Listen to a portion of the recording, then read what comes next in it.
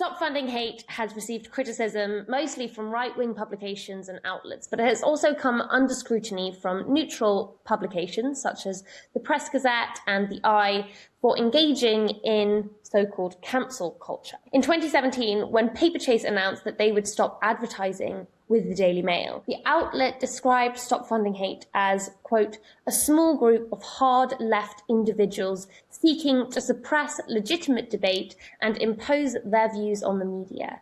What is your response to allegations of damaging free speech? My favourite attack was Spiked Online accused us of wanting to ruin Christmas, which is amazing and not true, by the way, as well. We love Christmas. But I think it's understandable that people whose entire business model is driven by profiting from extractive and unpleasant stories targeting minority groups, it's understandable there's going to be a pushback. It's quite hard to say, we don't like it, you're making it more difficult to make money from hate. It's much more rhetorically powerful to be able to say, no, this is a terrible attack on freedom of expression and free speech. But I was involved in human rights campaigning for a long time before I was involved in launching Stop Funding Hate. There's nothing in the Universal Declaration of Human Rights that says that toxic hate channels should be subsidized through advertising money from phone companies and furniture. The powerful thing about ordinary people using their free speech to ask companies they shop with not to fund problematic media is that it allows you to tackle what I think many people would see as a dysfunction in the media.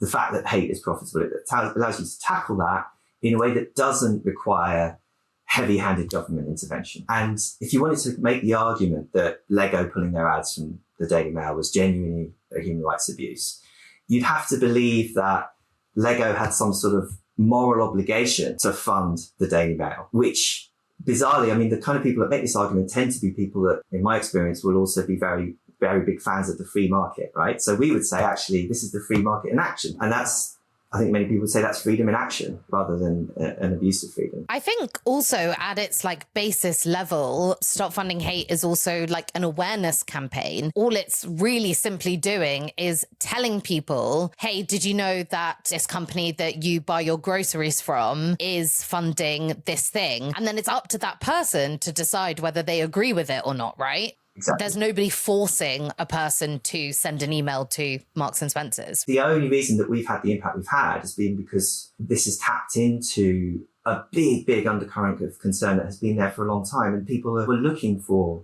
a way to take action. And people will then take action in a way that they make their own. They'll find their own way, they'll find their own words that they want to say to a company. And I think that's one of the reasons that it lands, because it's real, it's authentic.